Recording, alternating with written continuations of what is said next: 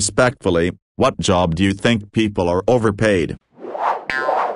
Those vice-chancellors actually do a lot more than you realize. It's just not in the public view, and it's not very professorial or academic. It's much more business-like. Most often, a vice-chancellor is a former professor who has transitioned away from teaching and taken on a strictly administrative role, doing things like managing large numbers of people, sometimes very, very poorly, because, honestly, these people were professors, not managers.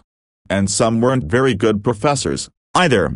But that's another topic entirely. I've worked in higher ed for 16 years. For the first 3/4 of that time, I probably would have agreed that VCs don't do much. However, my institution currently has an excellent chancellor who has surrounded herself with incredible VCs. Those VCs oversee administrative areas such as academic affairs, a really important one, diversity, equity and inclusion, human resources, finance and administration. That includes everything from balancing the books to making sure the restrooms have toilet paper, information technology, and research administration, helping our researchers get grants, and also making sure they are ethical and don't do any mad scientist shit. Oh, and fundraising. There's a vice-chancellor for fundraising too. That's a huge one.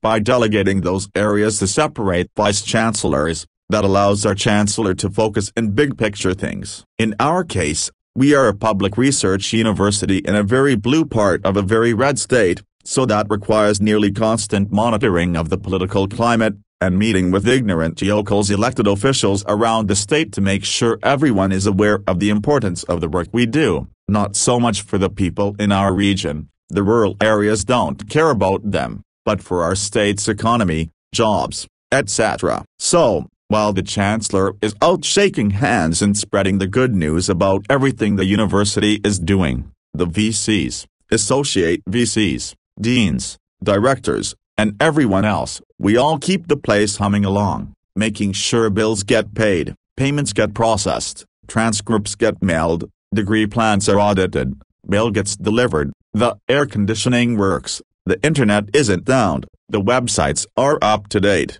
The library's subscriptions to various reference services don't expire. That student having an emotional breakdown has a counselor to listen to him. The famous alumna who just published a best-selling novel gets a congratulatory phone call and an invitation to support her alma mater. The supplies for the homecoming chili cook-off are billed to the right account, and someone pulls the weeds from the flower beds in front of the student union by 8 because there's a group of prospective students touring campus at 9. There's so much that goes on at the university that you'll never see. I live right down the street from Kenneth Copeland, the richest pastor in the world, with a net worth of over $700 million. He has a private airport, multiple church, school and broadcast buildings, and a 7,500 sqft waterfront mansion, on 1,500 acres. This motherfucker needs to be paying taxes. Edit to add, if you get too close on the water, via jet ski or boat, you'll be confronted by two men in black suits with AR-15s, telling you to get further away, even though you're on public waters. Peter Hans Docter, born October 9, 1968, is an American animator, film director, screenwriter, producer, voice actor, and chief creative officer of Pixar. 2-3, he is best known for directing the Pixar animated feature films Monsters, Incorporated, 2001, Up, 2009, Inside Out, 2015, and Soul, 2020, and as a key figure and collaborator at Pixar. He has been nominated for 9 Oscars and has won 3 for Best Animated Feature, for Up, Inside Out and Soul, making him the first person in history to win the category 3 times. He has also been nominated for 9 Annie Awards, winning 6, a BAFTA Children's Film Award and a Hachi Film Award. 4. He has described himself as a geeky kid from Minnesota who likes to draw cartoons. 3. Now, how are we going to control healthcare costs if we don't have a bunch of MBA and MHA folks meeting over Zoom between 9:30 p.m. to figure out how to make clinicians more efficient, identifying ways to code and bill for all the tests, services we can provide, and how to wrangle as many dollars out of insurance companies as possible. I mean, 6 figures salary per member of the ever-expanding administration team is totally worth it. That is who needs 5-6 translators when you can have a director of translation services who speaks no languages and oversees the contract with a vendor that provides tablet translation. Efficiency, right? 1/3 of U.S. healthcare expenditure goes to administration, with the per capita expenditure on admin 4x greater than that of Canada. For comparison, the rate of expansion of new administrative positions has also vastly outpaced the growth in clinical patient care positions in recent decades. This shift was to some extent necessary to accommodate changes to our system of private and federal insurance and medical coding, but I think the scale helps illustrate just how bloated that administrative model has become. Agreed. While my hospital suffered the worst staffing crisis it has ever known, our CEO had the audacity to send out a Nurses Week email to the staff featuring both a photo of his family on vacation in some exotic locale and a memo regretfully stating that unfortunately the usual bonuses for picking up summer holiday shifts would no longer be available. Fuck that guy. Why do you think they're paid so highly if it's not productive? Seriously, if by moving money around they give those with potential to produce access to the required funding, and through that boost the productivity of the entire industry, I would argue that is extremely productive. If it weren't, or if it were easy to do, then they wouldn't be paid so highly. Politicians, I think, have to be paid a decent salary. If politicians were paid poorly, then it would make it hard to justify running for government if you were not already in a financially secure situation. This would skew representation even more to the wealthy elite than it already is. Don't get me wrong, representation in government is very bad as it is, but paying less is not the answer. UK MP salary is £80,000. This is a very good salary, but not mind-blowing.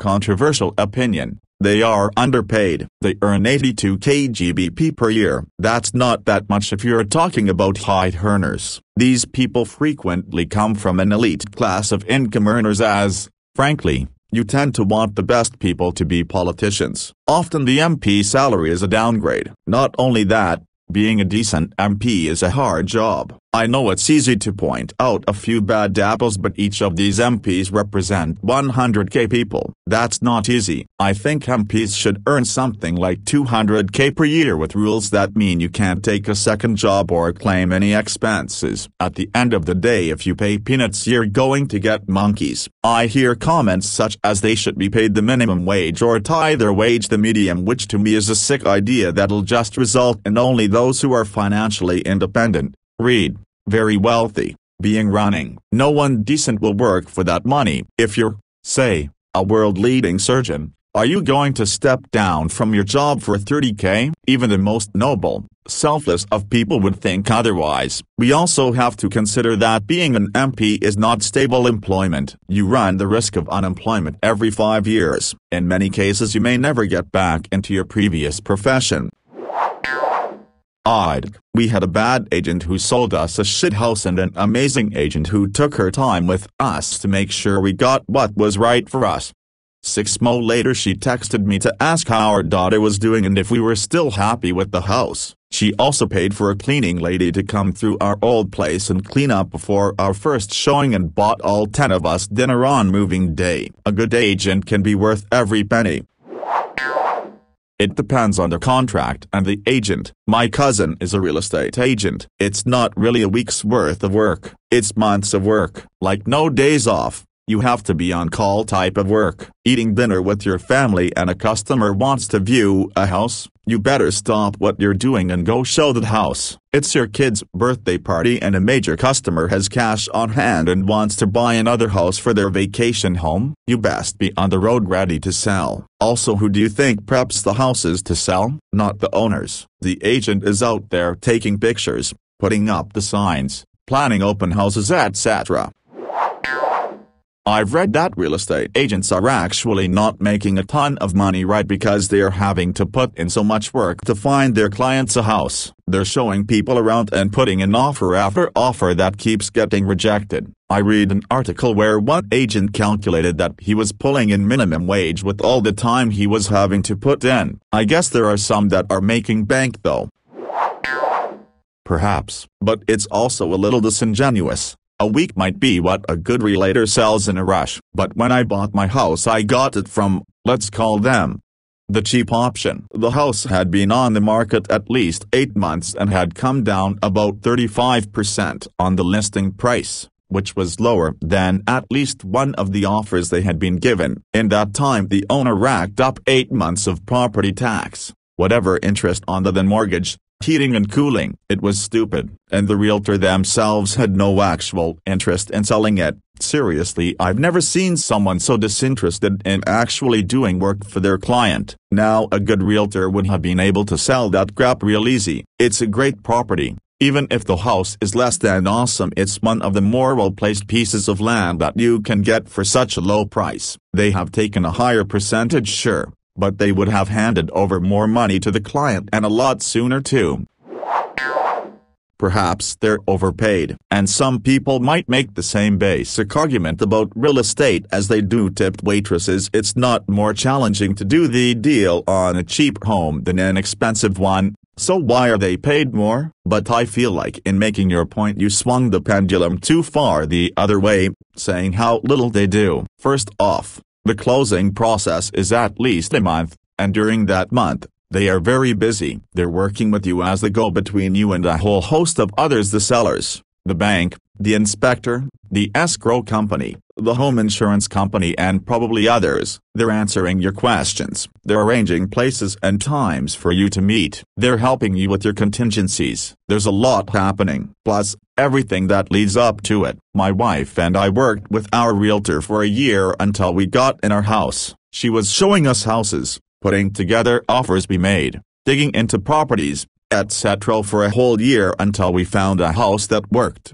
Our budget was low for our neighborhood. Now, to your flat fee argument, seemingly if my wife and I were wealthier and thus were buying a more expensive house, she would have had less work to do and would have made more, so flat fee makes sense there. But, I also think that she did a good job, and since I like and trust her, if we move into a more expensive house later, then she will probably be my real estate agent again, and that more expensive house is like a reward for working with us on the cheaper one. Most corporate execs work greater than 12 hours days, with incredibly stressful jobs, at companies they've worked for decades at, without dropping the ball once. They have invaluable knowledge that only someone with decades of experience would have. My dad being one may make me a bit biased here, I admit, but C-suite level jobs are insanely demanding and very few have the skill set to do it. People who don't realize that are simply ignorant. He almost isn't even paid like a crazy amount, like $300K. Doctors, dentists, business owners, all have even greater earning potentials. It's the actual business owners that make the stupid money. And don't even get me started on the stress of owning a business. All that said, I'm sure there are many CEO''S/CFO''S/etc. who make way too much and do very little actual work. I just don't believe it's even near the majority.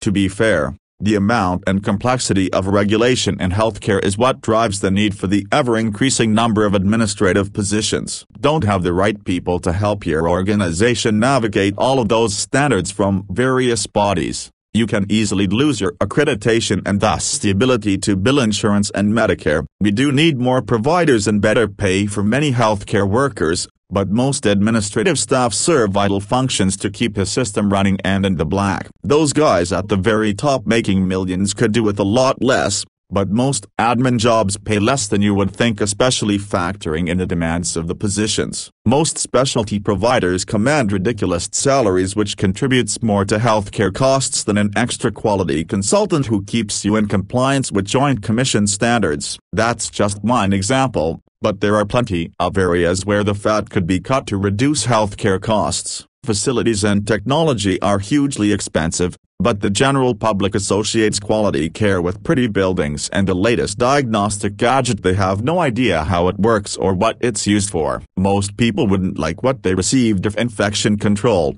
billing, scheduling oversight, supply and logistics, informatics, consult management, environmental management, or the supervisory chain for those services were cut back further than they already are. The whole system needs a complete overhaul, but the only way to reduce the administrative burden is to reduce the regulation and patient expectations. Neither would satisfactory options to the public. Politicians, no doubt. Also sports celebrities. I understand why. I just think it's stupid. People, I get it. These sport figures generate a lot of revenue for their events, and that's why they earn those obscene sums of money. That's not my point. My point is that their skills aren't essential to society's progress, and still they earn a ton more than people dedicated to build, research, or protect, save lives. My point is that entertainment shouldn't be more valuable than essential jobs. I think you're wrong. I think politicians don't make enough. If they did, there would be actual experts in politics, and not either people who are there to steal, bored successful people, I have nothing against them really, or evil rich people who are there to protect their own interests, and I think it applies to all governmental fields. For example, where I live, average internet security expert earns average of $8,000 in local currency. Meanwhile, about 2 weeks ago you could find government job offer online for $3,000. I want people employed by the country to be the best of the best. Same goes for politicians.